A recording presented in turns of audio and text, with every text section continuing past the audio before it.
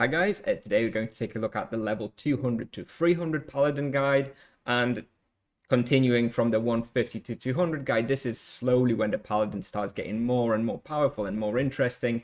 This is for me the level range where I really start to enjoy the Paladin a lot. And there are a couple of reasons for it. First of all, you're starting to get a little bit more health, a little bit more damage, so you can actually go to some more, better proper PG spots. Namely, where hyenas is the big one in this level range that you're going to start hunting. And second of all, you unlock the Emberwing or the Paladin Familiar, which at this level range is excellent. It's really strong. You're not hunting anything strong yet that kills the Emberwing, so it's still useful. From about level 300, it becomes less useful as it often dies in like 2 or 3 minutes of a hunt. But in this level range, the Emberwing is excellent almost everywhere, so do make sure to be using it off cooldown. Anyway, let's dig into it. To follow this guide, as always, the requirements haven't changed much from the previous guide, so I'll recommend around at least 105 distance skill and 25 magic level. You will need your premium account, some knowledge and experience with the game, and obviously money for some items and imbuements. You will definitely be needing 5 powerful imbuements by this point.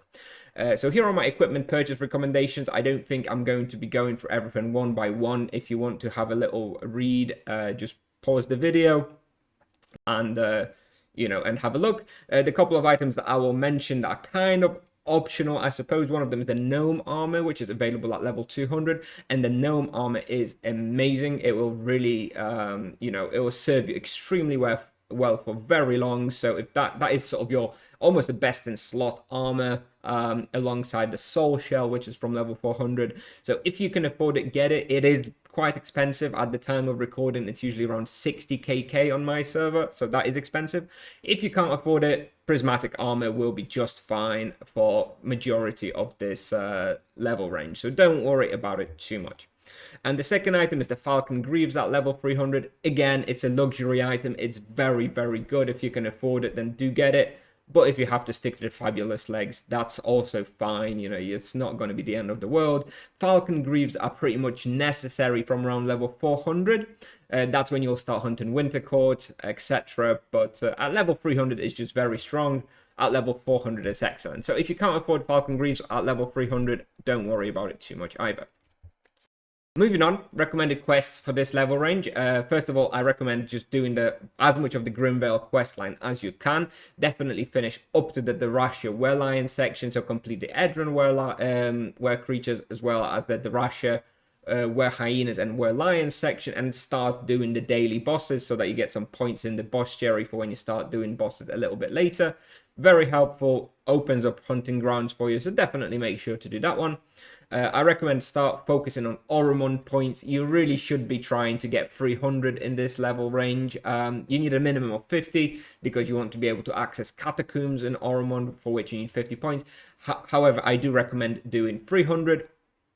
What will be helpful is doing hunting on Oromond West, which allows you to pick up loads of points from gathering the roots, from killing the Rot Elementals task, and from killing the Blood Beast task. So make sure to be picking those up and getting as many points as possible.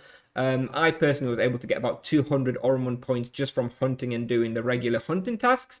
And then I finished about 100 points using the Collis task from Double Day, which is the fastest, but obviously super annoying. Anyway, I recommend doing the Wrath of the Emperor quest, at least the section where you have access to the walls and Lizard City and Banuta. Banuta is a little bit earlier, because those are the hunting grounds you will probably start thinking about doing in this level range as well. The Wrath of the Emperor and all of its prerequisites, which is like Children of the Revolution and the General Zao quest.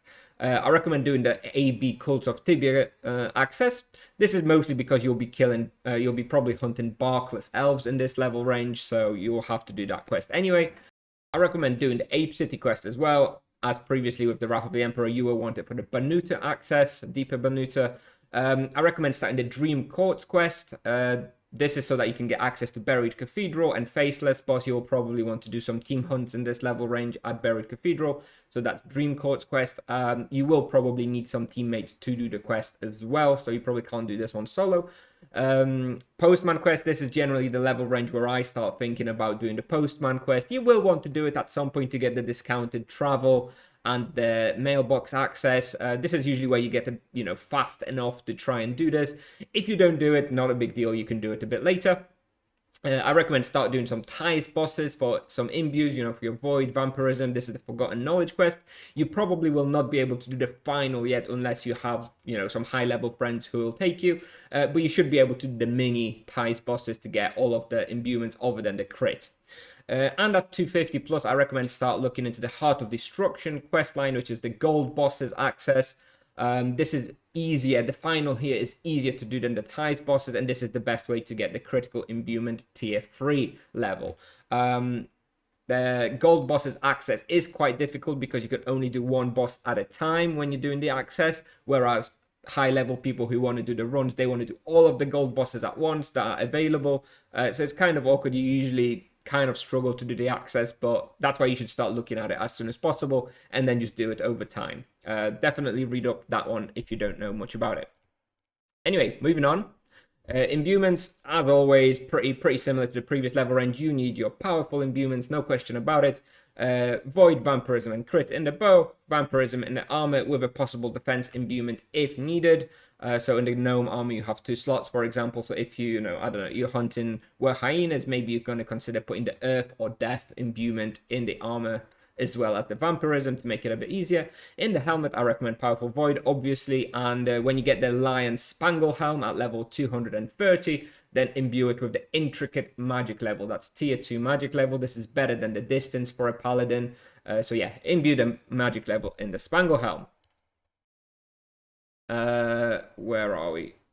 Now, here, with regards to the hunting grounds, this is the suggestions I have, the key suggestions for the PG hunting spot. So you've got lava lurkers from the previous guide, which are still good experience. But you've got some better spots available. At level 200, Ormond West becomes really good with the Emberwing. Barkless Elves, also very good. Barkless Elves are still going to be pretty difficult at level 200, so do be careful, okay? They're not easy. Where Hyenas North, I recommend from 200. You can do it a little bit earlier. I think it only really becomes comfortable at level 200, which maxes out around 2.6kk raw. And then from level 250 or so, I recommend starting Where Hyenas South.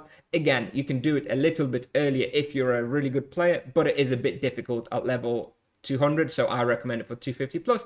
And this spawn maxes out around 3kk raw. Obviously, if you're level 800, you're going to be able to do more than that. But in this sort of level 300 range, you're probably going to be peaking at about 3kk raw at Where Hyenas South at most. And from level 300, I recommend Asura Palace. Once you have full charms, that one maxes out around 3.4kk. But this is a slightly higher level, around 300. Asura Palace will also be similar to Where Hyenas South and probably yield about 3kk raw.